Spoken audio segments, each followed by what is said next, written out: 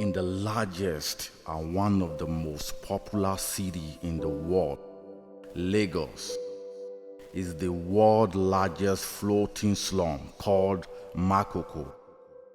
It was founded as a fishing village by immigrants in 1920.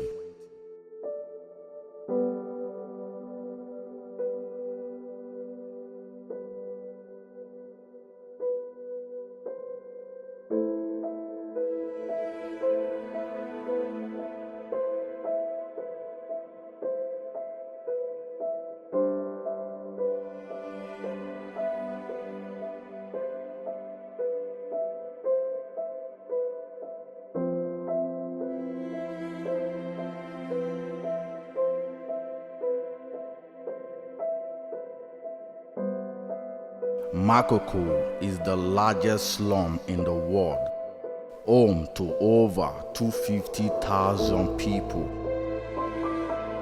Even with a lack of food, water, shelter, sanitation of a human basic need, this is still a place they called their home.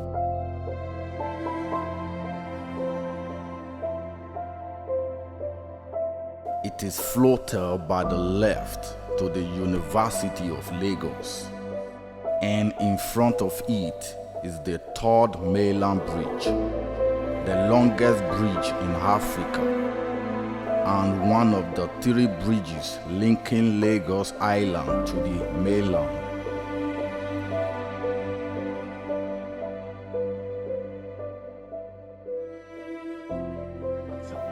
Hi, what's happening here is that we're in Makoko right now and we're giving back to the community for Free Africa. As you can see, we have kids over here playing. We're giving out drinks to the kids right now. And you know, that's a feel good spirit and everything's nice. You know what I'm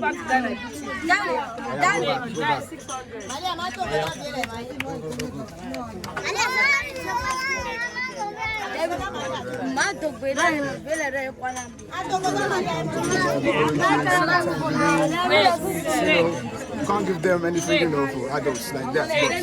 But we're giving them something that is past them.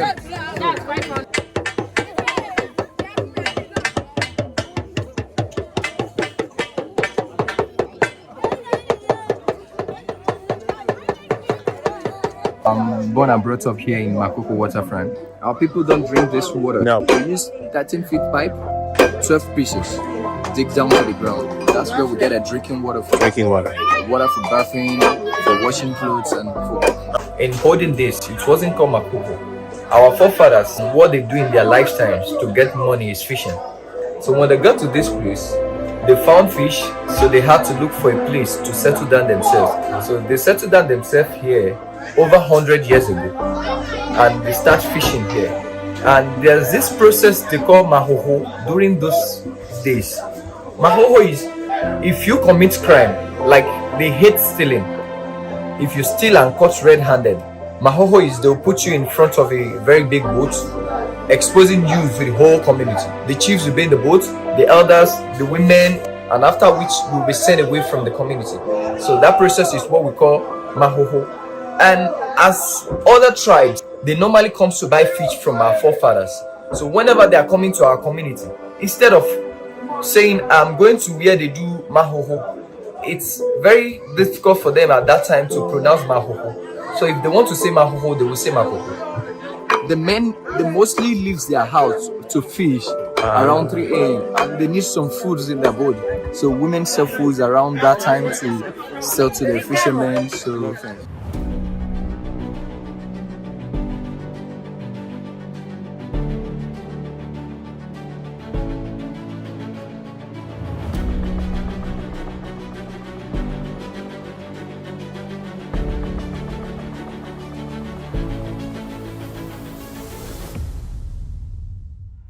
the Makoko General Hospital is a floating clinic and lacks all the medical equipment needed for treating patients.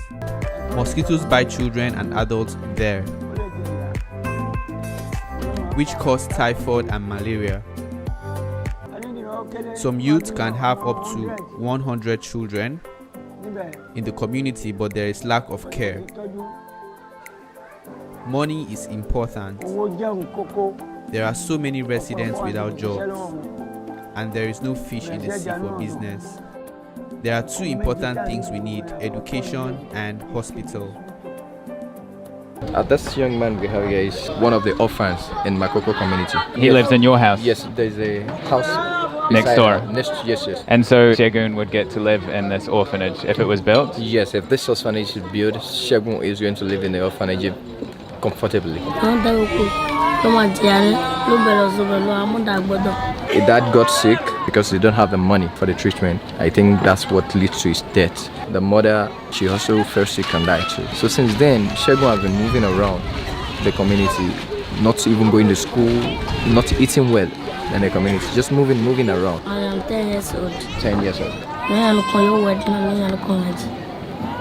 It's what will make his life better is education. He want to go to school, be a good person in life. If he have a good place he can be staying, so he will focus more on education. So he believes with education, things will turn to good for him. Such horrible conditions, but despite that, the people were smiling and super friendly. This really puts things into perspective for me. The things we take for granted.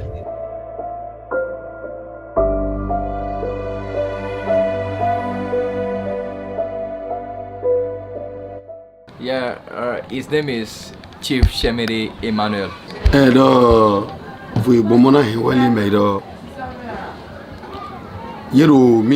He said it's going to bring a great joy in the community. The whole community is going to be happy about it because there are a lot of these kids around. They're moving around. They're not sleeping in a good place. They are not eating well. They are not going to school. When we have this house built and these kids are going to be happy staying there. So from there they can go to school, and from there, if they want to learn work, from there they can be going to the place they learn works. And once they grow up and have something doing, so it's not going to be a problem for them anymore.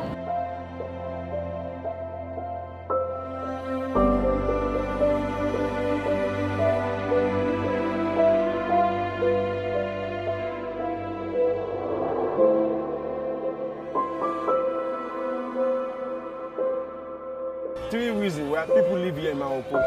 One, for those of us who are being born here. Two, people who migrated from the Republic of Benin or Badagry. And the third part, which is the most important, is Makoko is the most safest place in Lagos State. I guarantee that.